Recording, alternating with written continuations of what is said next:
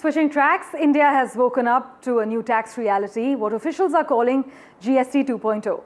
This restructuring, timed with the first day of Navratri, touches every household and every business. Essential foods, medicines, insurance, cars, textiles, even services like salons and gyms. Everything has been rationalized under new slabs.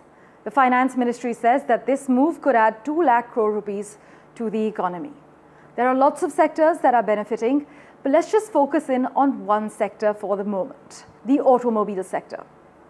GST 2.0 has triggered one of the largest tax-driven auto price corrections in years, and it's not just a handful of models. Every major brand across the spectrum is actually passing savings directly to customers like you and me.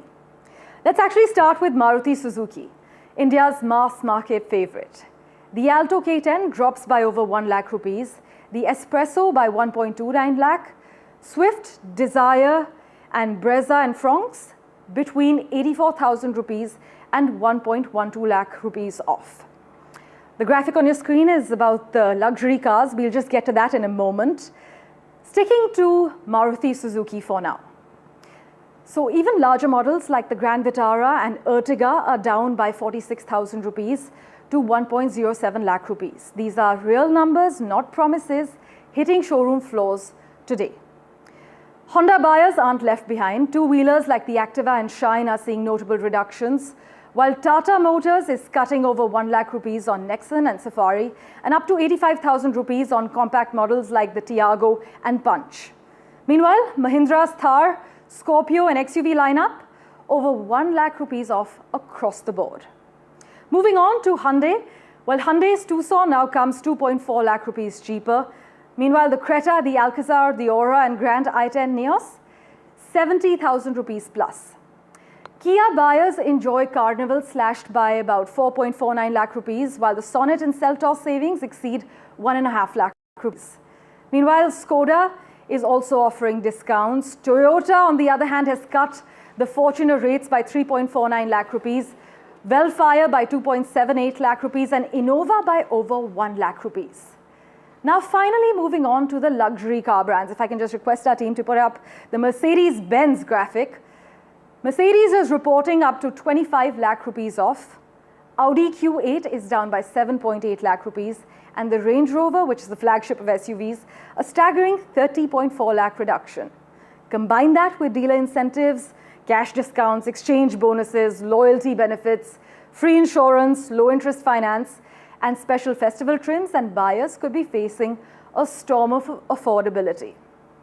So who exactly should act now? Well, first-time car buyers in compact segments, those planning an upgrade in the next 6 to 12 months, luxury buyers who rarely see discounts of this magnitude, also owners of older cars eligible for exchange or scrappage benefits, and businesses with year-end procurement goals. This is not just a seasonal offer, it's a structural shift in India's auto market. GST 2.0 has actually done more than cut price. It's changing the economics of car ownership in India. The big question for you today is, will you wait for another deal or step into a showroom before these unprecedented savings are gone? My colleagues Sam and Himanshu have been tracking the latest for us. What does this mean on the ground for families, for small businesses, and for industries gearing up for the festive season? Let's go straight across to Sam and Himanshu who are tracking the story live for us. Sam, to you first. We know that shopkeepers are optimistic. We were just talking about the auto industry in specific because automobiles have been one of the biggest sticking points in GST. Small cars are now at 18%, EVs are at just 5%, larger cars are still attracting about 20%. How are dealers positioning their discounts this festive season?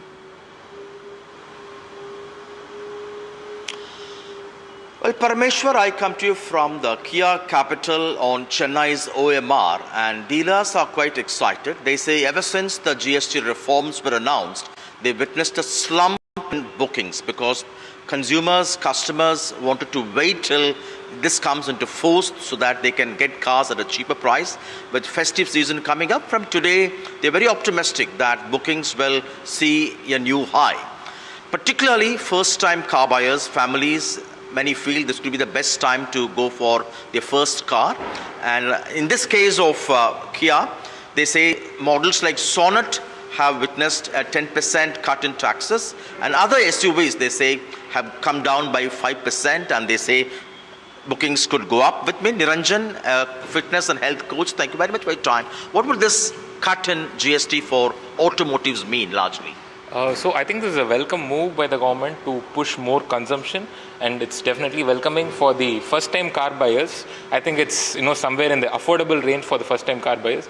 It's well and good, but in the long run, if the state and the central governments across India, they can come to consensus and also bring the GST to the petroleum and the petrochemical products, I think it would be of greater use. Petrol and diesel could become cheaper. Yes. Just 5% GST on electric vehicles. Tamil Nadu is the capital for EV manufacturing.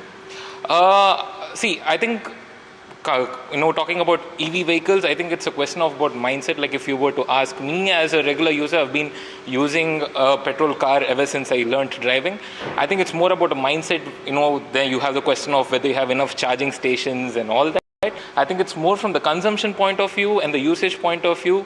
EV still has quite a long way to go, but for now, the petrol vehicles, I think it is a welcome move to cut down the taxes. The opposition says this should have been announced much earlier. They point out 50,000 crore rupees have been collected from Indians. Staying away from politics, I think any move is better late than never. And looking at the dynamics of how the government is placed in the center and how the politics are working in. Having elections in mind? Could be, probably, but still the central elections are another 4 years away. A long way to go. Let's say how they're going to work on the impact of petrol prices and the other commodities. But for now, this is definitely a welcome move for the first-time car buyers. Thank you so much, Niranjan. So consumers looking